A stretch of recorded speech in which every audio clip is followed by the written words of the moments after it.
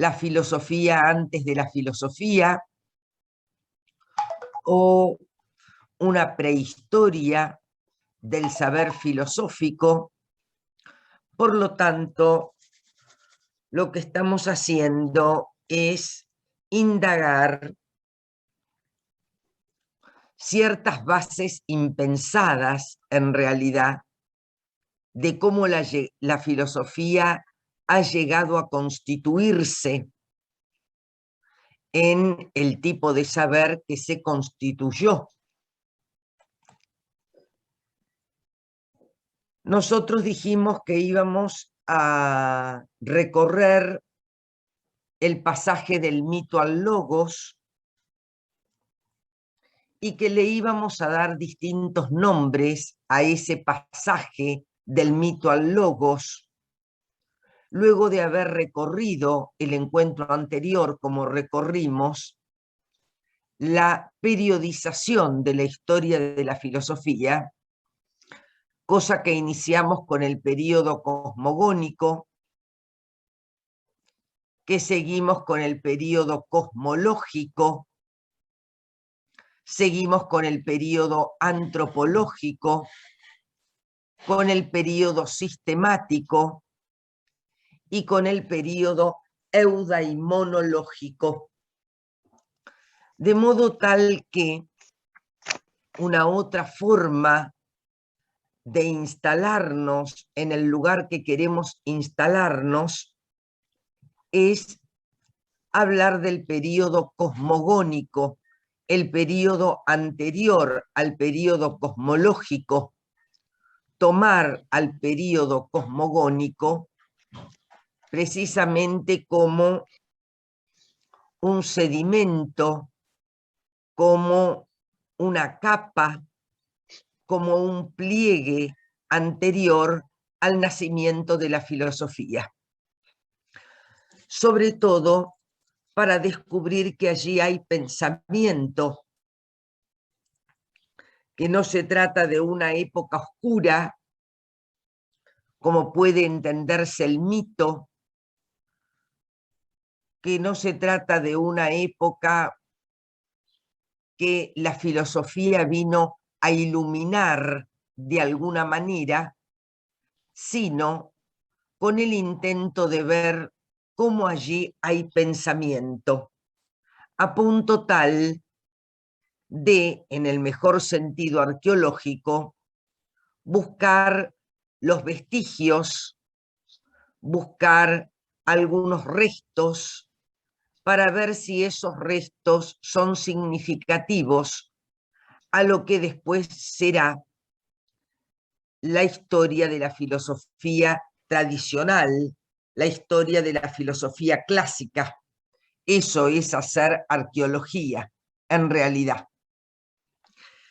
Entonces empezamos en el encuentro anterior a nombrar ese período, ese pasaje del mito al logos, o, en otros términos, analizar las relaciones entre filosofía y poesía, entre filosofía y mito. Entonces, lo primero que dijimos es que se trataba del pasaje de un esquema mental a otro esquema mental. Entonces aludimos como esquema mental a una cierta forma de ver y nombrar el mundo. Dijimos que cada configuración epocal tenía una cierta forma de entrelazar, de encastrar eso que Foucault llama las palabras y las cosas. Que una determinada época ve ciertos elementos y nombra esos elementos con palabras. Entonces, a ver si pueden cerrar, queridos, los micrófonos. Eso, Marina, creo que eras vos. Profe, perdón, ¿podría repetir la última parte Sí, cómo sobre no, sí, cómo porque no, justo se me querida. cortó. Gracias. Sí, cómo no. Decíamos que a lo que habíamos llegado en el encuentro anterior era a ver que se trata del pasaje de un esquema mental a otro esquema mental. Y entonces que entendíamos por esquema mental las cosas que una determinada configuración epocal veía y las palabras con que nombraba esas determinadas cosas, esa misma configuración epocal. Toda configuración epocal, todo periodo histórico, ve una cierta cantidad de objetividades, de cosas, más fácil, y les pone nombre. Eso es lo que llamamos el encastre entre las palabras y las cosas. Y yo aludí que este era el título de un libro de Foucault, Las palabras y las cosas. Bien, hasta aquí entonces la crónica, podríamos decir, de lo que hicimos en el encuentro anterior. Vamos a seguir nombrando. A veces interrumpo porque sigo admitiendo gente. Vamos a seguir nombrando este pasaje del mito al Profe, logos. Sí, querida. nada, porque estaba leyendo y quería saber una cosa que por ahí capaz que no, pero puede ser, o sea, yo relacioné esta cuestión de darle nombre con la cuestión de los universales, pero no sé si está bien relacionado. No aún, simplemente se trata de darle el nombre para poder manejarse con las cosas, Ah, ok. pero es correcto que más adelante, cuando veamos el periodo sistemático, esos nombres que se le otorgan a las cosas tienen que ver con los universales que vos estás diciendo. Ahora lo estoy diciendo en un sentido más coloquial, es dar el nombre, es nominar el mundo, es nominar, darle nombre a aquellas cosas que van apareciendo. ¿Se entiende, querida? Sí, sí, perfecto, muchas gracias. No, por favor. Muy bien. Una segunda forma de denominar este pasaje del mito al logos es pensar en el pasaje o en el desplazamiento, porque de eso se trata un pasaje, de un desplazamiento, de un sistema de pensamiento a otro sistema de pensamiento. En este sentido, ya lo expliqué el encuentro anterior, no se trata de un sistema de pensamiento que supere al anterior, sino de un sistema de pensamiento diferente. Aludíamos a una lógica de la diferencia y no a una lógica del progreso. Aludíamos también a una lógica del derrumbe y de la emergencia para entender en qué sentido emerge un nuevo pensamiento, porque el pensamiento anterior deja de satisfacer las demandas del pueblo o de los hombres o de la comunidad. ¿Por qué aludo al mito como un sistema de pensamiento? Tanto al mito como al logos como un sistema de pensamiento. Voy a referirme para explicar este nombre que le doy al pasaje a un texto de Aristóteles. En ese texto de Aristóteles, Aristóteles dice que tanto el mito como la filosofía se componen de maravillas. Por lo tanto, de algún modo, el amante del mito es también filósofo. Me interesa particularmente esta expresión de la metafísica de Aristóteles para mostrar que en el mito hay admiración, hay maravilla, en el sentido en que lo tomaba Jaspers, hay asombro, como conciencia de no saber, y por ende, a partir de eso, hay interrogación, hay inquietud, hay pregunta. Como hay pregunta en el logos, como hay pregunta en la filosofía, que también se compone de no saber, que también se compone de maravilla. Es muy fuerte la expresión de Aristóteles, porque en realidad, de algún modo, homologa la perspectiva del mito y la perspectiva de la filosofía, las emparenta en el punto de la conciencia de no saber, del asombro, de la admiración. Por lo tanto, no es que la interrogación aparezca con la filosofía. Con la filosofía aparece un modelo de interrogación, una forma de preguntar original, y por eso convierte a la filosofía en un saber original.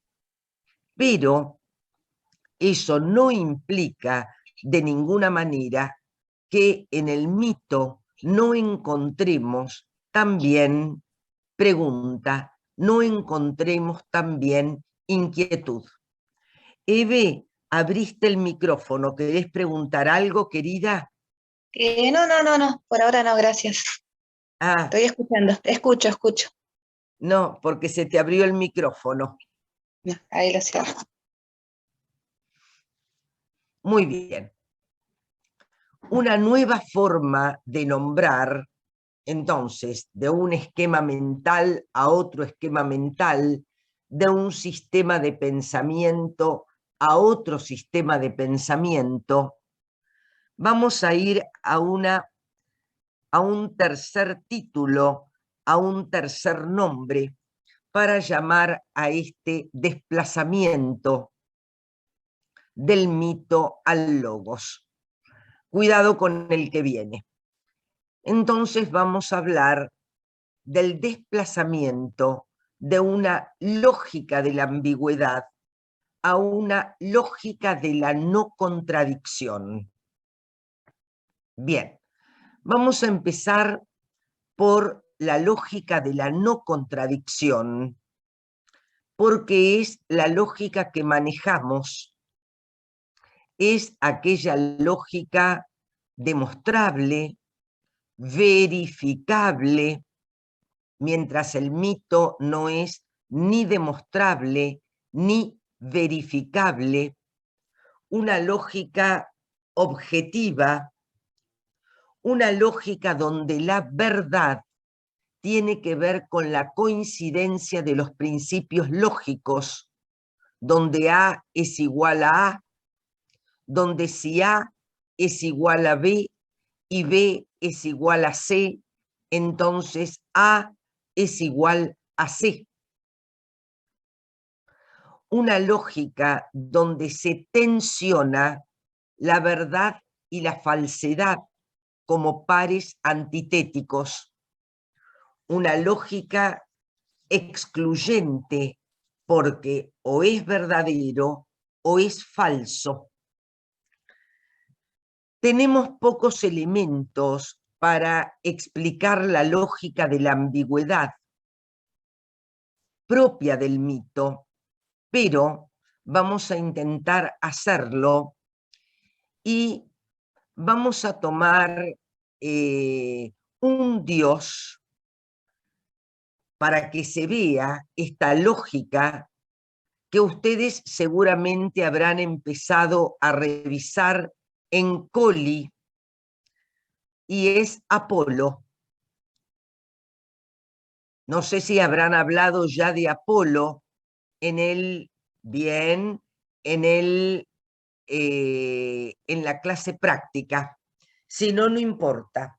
Apolo es el dios de la mesura, es el dios del límite, es el dios del conócete a ti mismo, es el dios de las artes figurativas, pero al mismo tiempo es un dios terrible, es un dios perverso, es un dios cargado de hostilidad, porque no permite que su palabra oracular salga de la boca de la sibila o de la profetisa inspirada en forma clara que pueda lograrse una interpretación de esa palabra. ¿Qué tiene que ver esto con la lógica de la ambigüedad? Que en una misma figura se da una duplicidad intrínseca, que en una misma figura mítica, en este caso Apolo, ahora voy a tomar otros para que se pueda ver mejor aún, en una misma figura se incluyen los contrarios, se incluye la tensión de contrarios. Dioniso, por ejemplo, para tomar la tensión Apolo-Dioniso, aparece como un dios desmesurado, como un dios emparentado con la manía, con la locura, pero sin embargo, esa es la palabra clave de una lógica de la ambigüedad, porque es esto, pero también esto otro, porque tiene el rasgo A, pero también el B, en el marco de una lógica inclusiva, no exclusiva.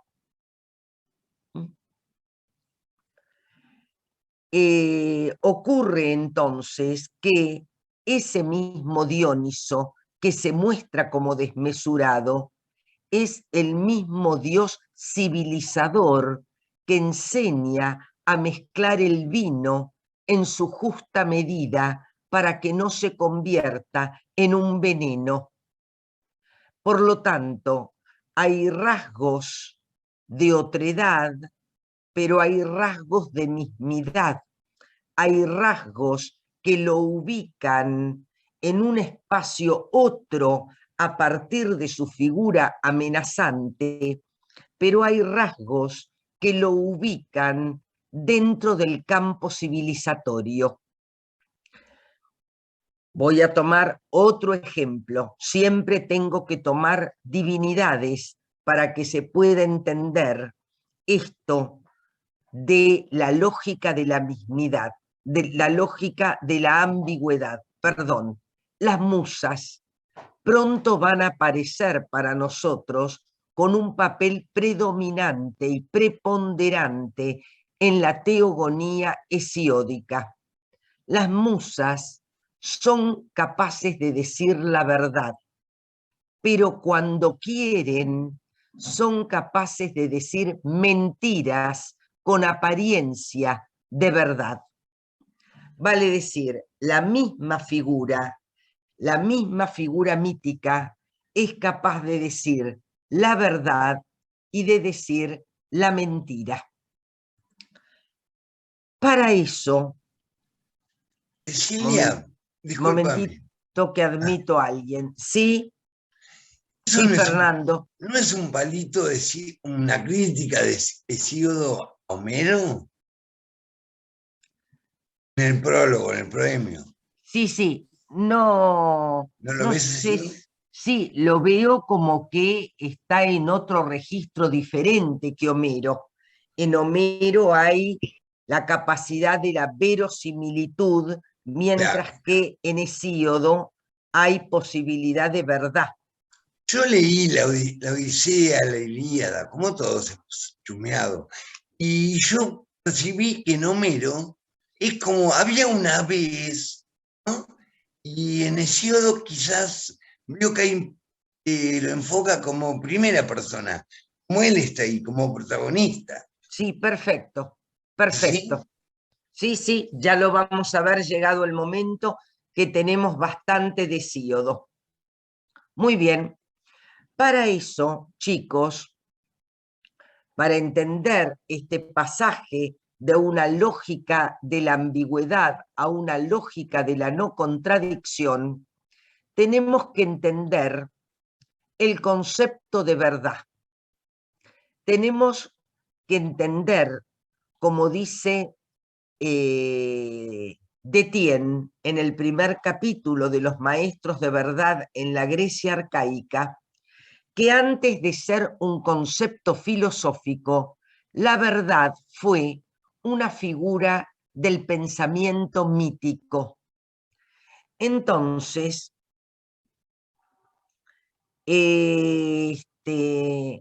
quiero saber si en encuentros anteriores he trabajado en griego el concepto de verdad como lo develado o lo desoculto. ¿Lo hemos trabajado? No lo La recuerdo. clase pasada hizo referencia sobre lo oculto y lo desvelado. Muy Quitar bien. el Hiciste velo. referencia, pero no explicaste Pero sí, básicamente muy qué. superfluo. Bueno, muy bien. Entonces vamos a ir a eso. ¿Mm?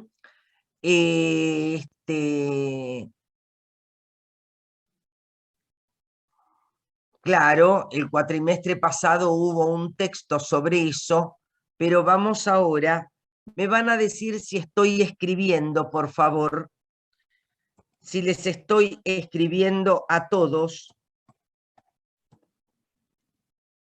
No, no aparece. No, a ver, no sé qué hago mal.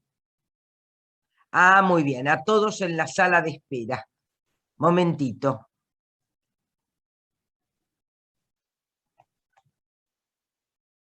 Enviar a todos.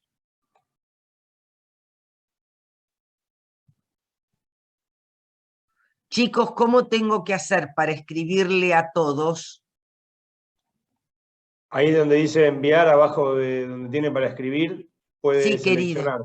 ¿Dice todos o tiene seleccionado otra cosa? Sí, dice todos en letras azules. Ahí, hacer clic. Bien.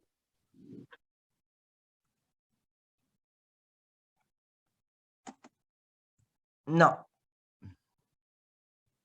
Hay una flechita donde lo cambias. Apretas la flechita de donde dice enviar a. Sí, pero no me lo toma. Enviar chat a todos en la reunión. Ahora sí. 1.000.000 de gracias, queridos. Esto es un calvario para mí. ¿Lo mandé? Sí, ahí salió. Bueno, Sí. perfecto. Esa es la palabra aletheia, esa es la palabra verdad en griego, y esa alfa privativa, esa A privativa, a la que le he puesto a continuación un guión, es precisamente el prefijo negativo in, sin, de, des. Por ejemplo, por lo tanto, la aletheia es lo develado, lo descubierto, lo desoculto.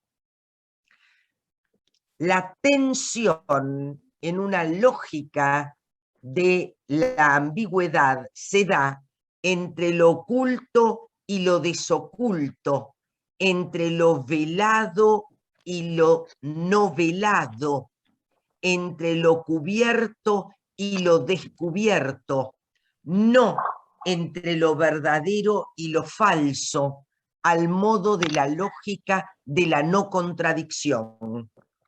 Nosotros vamos camino a ver quiénes van a ser los personajes que pueden desocultar el velo, develar lo oculto, porque lo oculto está oculto para la totalidad de los hombres.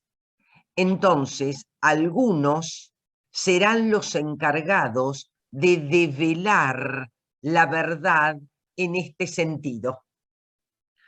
Otro título que podemos darle a este pasaje del mito al logos que venimos sosteniendo es el pasaje de la poesía a la filosofía. Este es más fácil. Se trata de una poesía sapiencial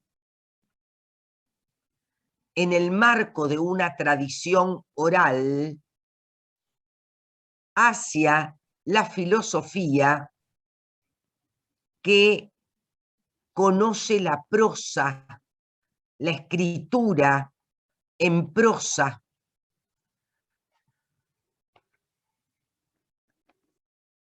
La poesía sapiencial a la que nos vamos a dedicar, que es, por otra parte, esa poesía sapiencial de la que habla Colli, de lo que están trabajando o de lo que van a empezar a trabajar en los prácticos. Se trata de una poesía emparentada con Sofía, emparentada con la sabiduría.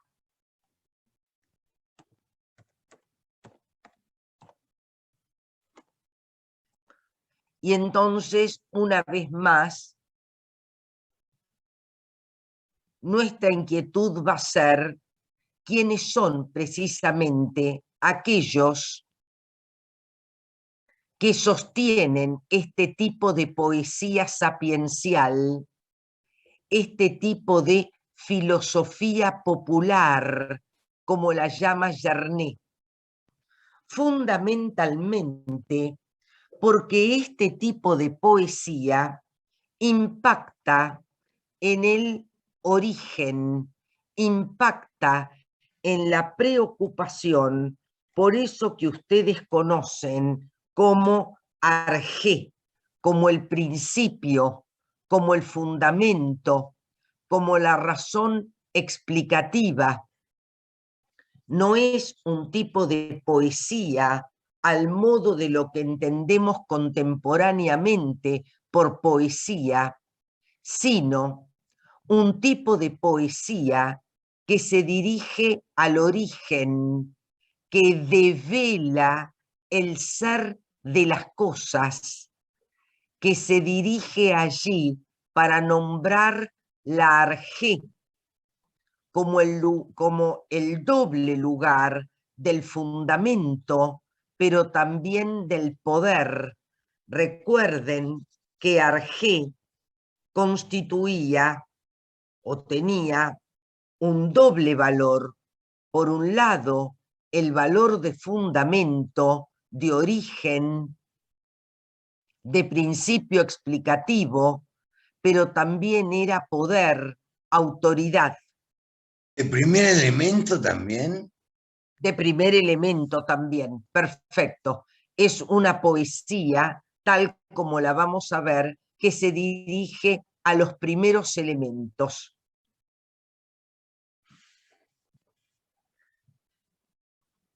Finalmente, en este pasaje que estamos transitando de la poesía a la filosofía o del mito al logos, vamos a decir que el mito constituye una estructura prerracional, pre-lógica y pre-filosófica. En este sentido, el pre, que anticipa al adjetivo, no tiene un signo peyorativo, tiene un signo temporal, es prefilosófica porque se trata de una etapa anterior al nacimiento de la filosofía. Es prelógica porque se trata de un pensamiento, de un sistema de pensamiento anterior al nacimiento del logos, entendido como razón. Y es prerracional, lo cual no significa irracional, sino que es prerracional porque es anterior también al nacimiento de la razón como logos, de la razón triunfante que vio nacer Grecia. Chicos, se nos está terminando el tiempo, entramos y volvemos, salimos y volvemos a entrar, por favor, como todos los lunes.